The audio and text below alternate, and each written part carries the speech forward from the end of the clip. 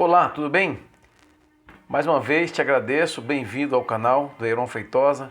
A nossa proposta aqui é falar acerca de temas bíblicos, contextualizando, na nossa realidade atual, E ao mesmo tempo nós podemos estar aqui, a proposta é que temos liberdade para poder falar, discutir, acerca dos temas propostos e discutidos aqui.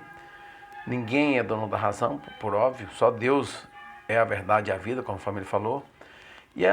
Hoje eu quero trazer para vocês um tema muito importante. Primeiro, eu queria convidar você, eu sei que você tem uma Bíblia aí, pega a tua Bíblia e abra lá no texto que está em Deuteronômio, capítulo 31, versículo 26. Você pode fazer isso? Diz o seguinte, esse texto lá nesse livro diz o seguinte, aspas, tomai este livro da lei e ponde-o sobre o lado da arca da aliança do Senhor, vosso Deus, para que ali esteja por testemunho contra ti. Feche aspas. Que estranho, né? Que texto estranho, né? Se você ler isso aqui, pegar o livro da lei de Deus e colocar como testemunho contra ti, contra nós, por que contra nós?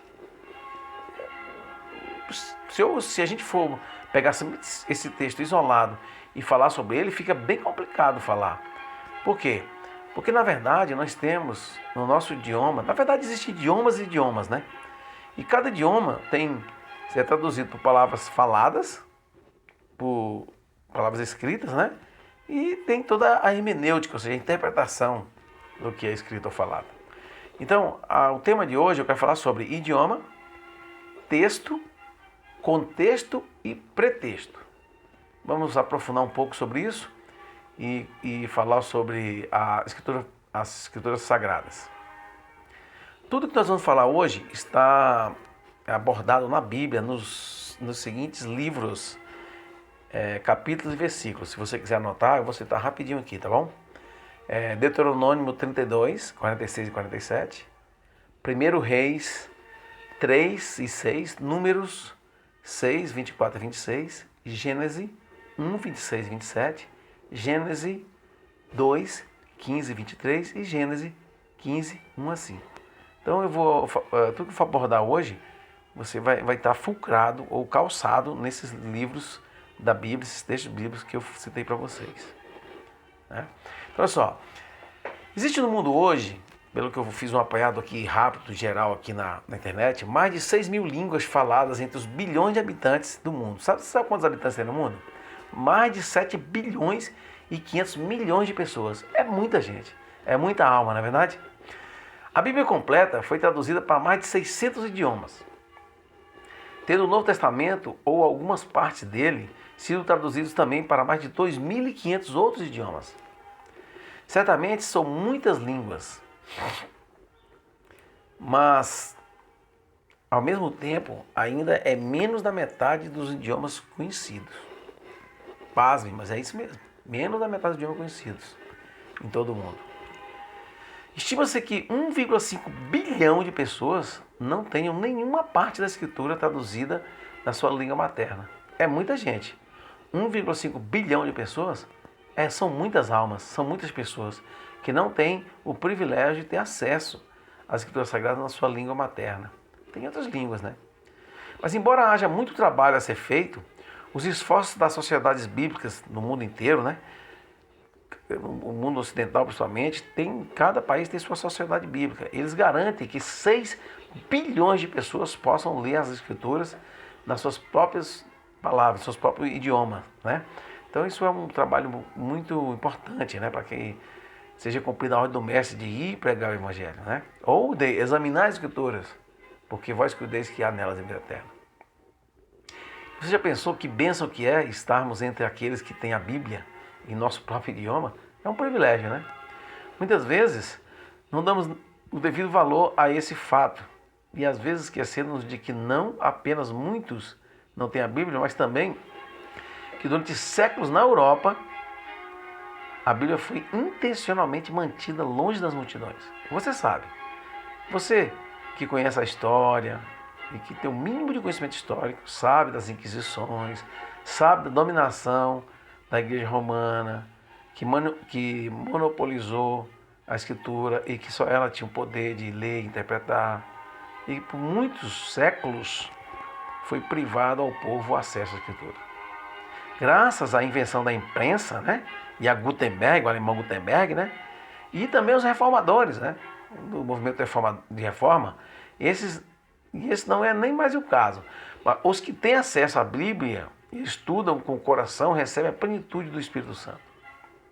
E nós temos acesso hoje à Bíblia livremente. Qualquer um pode ter uma Bíblia, ou mais de uma. Eu, por exemplo, tenho Bíblia em todos os idiomas desses que eu citei. Graças a Deus eu tenho a Bíblia em todos os idiomas, hebraico, grego, inglês, espanhol, tudo sem imaginar. Né? E você também pode ter, basta você baixar a Bíblia offline, que eu sempre estou passando as mensagens para vocês, e vocês vão ver lá que nesse aplicativo você tem a língua em muitos idiomas. Né? E quando você estuda a Bíblia em oração, você pode receber a plenitude do Espírito Santo e vai conhecer o Senhor que está revelado nessas páginas. Essa é a proposta. Né? Nas Escrituras, as palavras sempre ocorrem em um texto ou num contexto. Quando você vai estudar a Bíblia, você tem, primeiro, a Bíblia é um livro. E por ser um livro, é um texto. Ou vários textos, ou um conjunto de textos. Bíblia quer dizer um conjunto de livros. São vários livros. E livros são feitos de quê? De palavras escritas, de textos, né?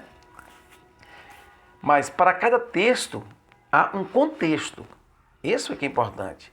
Porque um texto isolado, como eu li agora há pouco, por exemplo, né, deixa a gente meio que confuso, meio sem sentido. Imagina você ter a Bíblia contra ti. Não é esse o propósito de Deus e nunca foi. Porque todo texto tem um contexto. E é nessa questão que eu quero aprofundar um pouco mais. Né? Então, veja bem, as escrituras bíblicas não estão isoladas. Uma palavra tem seu contexto imediato dentro de uma frase, por exemplo. Né? Isso aí os professores de português, os letrados em letras, né, sabem bem disso. Né? Essa unidade precisa ser compreendida primeiramente. Depois, há um contexto mais amplo da unidade geral em que a frase ocorre. Então, veja bem, você tem uma frase, essa frase ela pertence a um texto, um contexto, e aí nós vamos desdobrando dentro da nossa inteligência, né, que Deus nos deu. Né? Então, a frase pode ser uma seção de um texto, ou de um capítulo, ou uma série de capítulos. Mas é essencial nós entendermos muito bem, ou quão bem e quanto possível, o contexto das palavras e frases, para não chegar a conclusões equivocadas. São várias as pessoas que têm conclusões e tiram um entendimento equivocado de um texto, ou de uma palavra, ou de uma frase. Né? Eu quero desafiar você a fazer o seguinte: abra sua Bíblia aí. Pega aí a sua Bíblia e abra em Gênesis, no capítulo 1, versículo 27, por exemplo. Leia o capítulo 1, versículo 27 de Gênesis. E após ler, compare com Gênesis capítulo 2, 7. E depois, em seguida, você leia também o Gênesis capítulo 2, versículo 15 a 23. Você vai ver que ali está tratando o quê? Da criação do homem. Deus está falando da criação. Capítulo 1 e 2 é a criação. E como nós podemos entender a partir dessas diferentes passagens que você leu ou vai ler, e contextos, a definição, por exemplo, de Adam. A palavra hebraica para homem chama-se Adam. Né? Já vimos que a repetição do termo para, em Gênesis 1, 27, indica uma ênfase na criação do homem. Agora vemos o que o homem é definido no contexto desse verso como o quê? Homem e mulher. Interessantíssimo. Não? Você já parou para pensar nisso? Isso significa que o termo hebraico Adam deve ser entendido nessa passagem como uma referência genérica à humanidade. Há pessoas que entendem nessas passagens, quando se trata de Adão ou Adam, tratando apenas do homem, o masculino. Com certeza há momentos em que Adam trata apenas do homem, o homem, o masculino.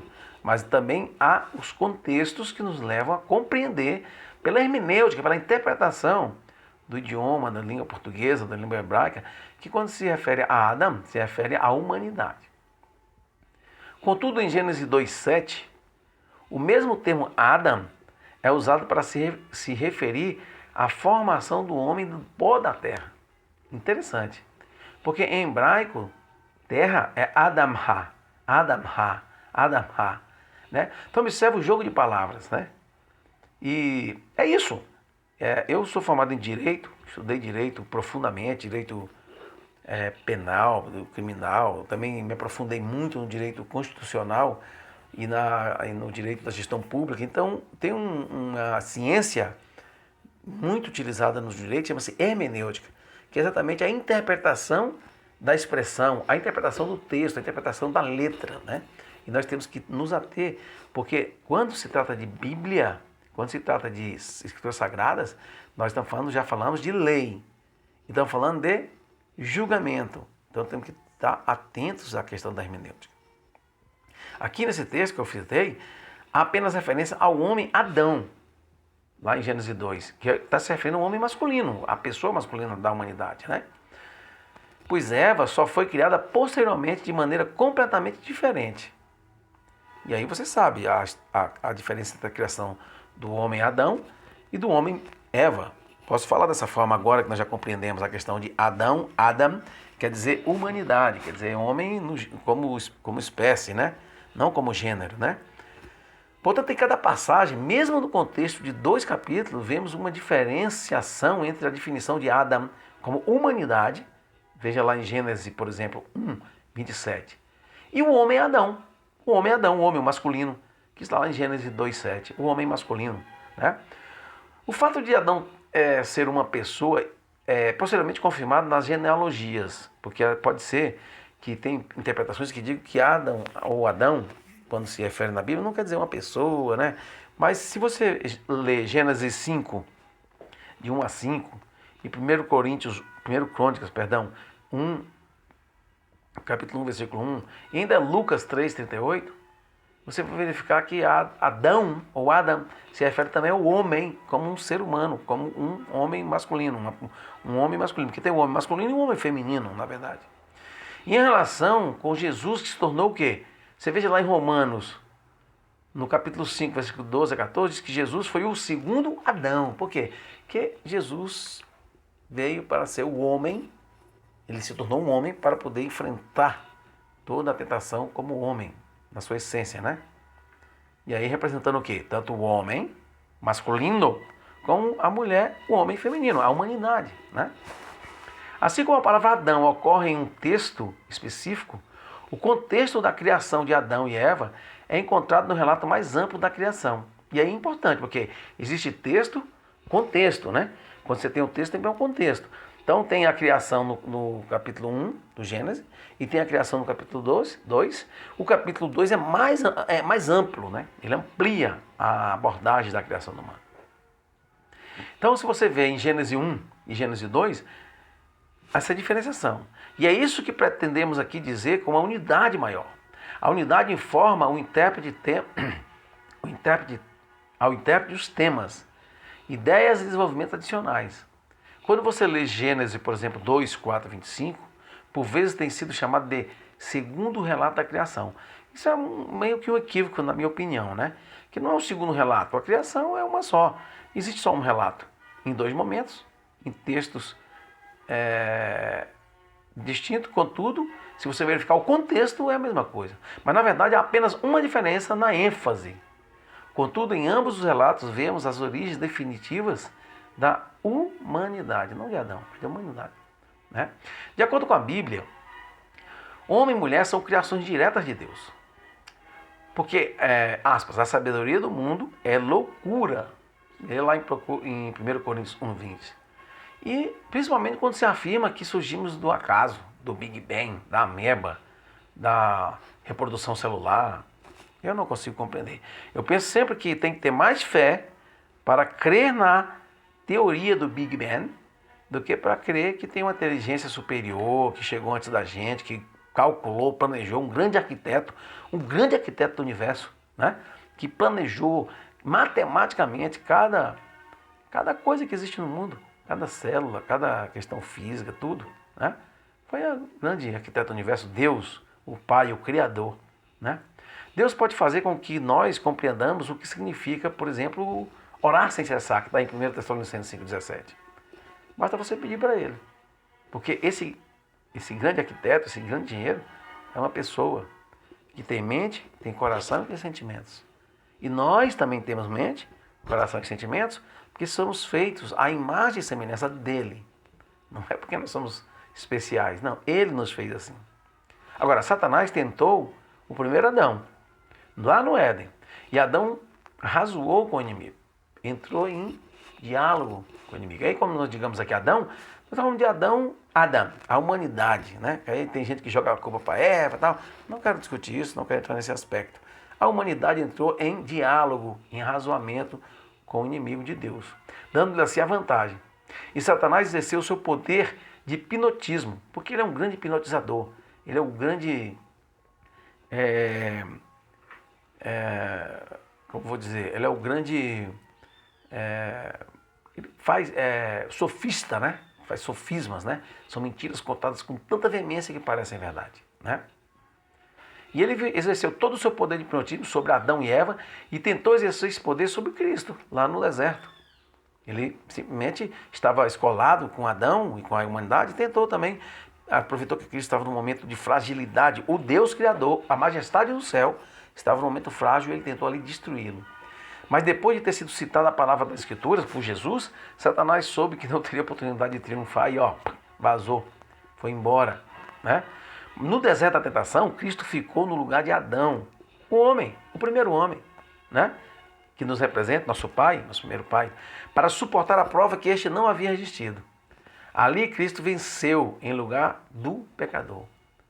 4.000 anos depois de Adão volver as costas à luz do seu lar, separada da presença de Deus, a família humana, a cada geração sucessiva, estivera se afastando mais e mais da pureza, da santidade, da sabedoria e dos conhecimentos originais, que Adão possuía no Éden. Adão era um homem muito mais sábio, muito mais inteligente, muito mais capaz, muito mais alto, muito mais forte, com uma vitalidade absolutamente superior à nossa. O pecado vem nos diminuindo a capacidade de raciocínio, a nossa vitalidade. Veja que os homens viviam próximo de 1 ano. Hoje a gente vive 70 e quando vive, né? Cristo suportou os pecados e as limitações da raça humana, como existiam por ocasião da sua vinda à Terra para ajudar o ser humano. Sendo ele o Deus Criador, o Rei, a majestade, ele se tornou súdito, culpado e condenado, em favor de mim e de você. Em favor da humanidade. Tendo sobre si as fraquezas do homem caído, ele devia resistir às tentações de Satanás em todos os pontos em que um ser humano é tentado, para poder vindicar o réu culpado, que é o homem pecador, ou seja, eu e você.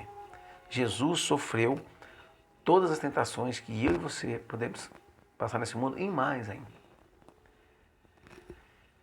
Em que contraste se acha agora o segundo Adão, Jesus Cristo, ao adentrar o sombrio deserto para sozinho lutar contra Satanás. Desde a queda, lá no Éden, o gênero humano tinha estado a decrescer, a diminuir, a descer em tamanho, força física, baixando mais e mais a escala do valor moral, até o período do advento de Cristo à Terra, há 2020 anos atrás, 2000 anos atrás.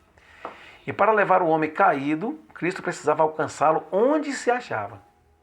Lá, perdido, destruído, fraco, debilitado. Jesus foi lá para buscar a mim e buscar a você. E como ele foi? Ele foi como um ser humano frágil. Frágil. Por quê? Porque Satanás acusou ele de ser arbitrário, de usar a onipotência e o seu poder e onisciência para poder se colocar à frente das pessoas. Ele usou a humildade para demonstrar todo a sublimidade do seu amor. Jesus assumiu a natureza humana e arcou com as limitações e degenerescências do ser humano. Com 4.000 anos de pecado. Aquele que não conheceu o pecado, tornou-se pecado por nós.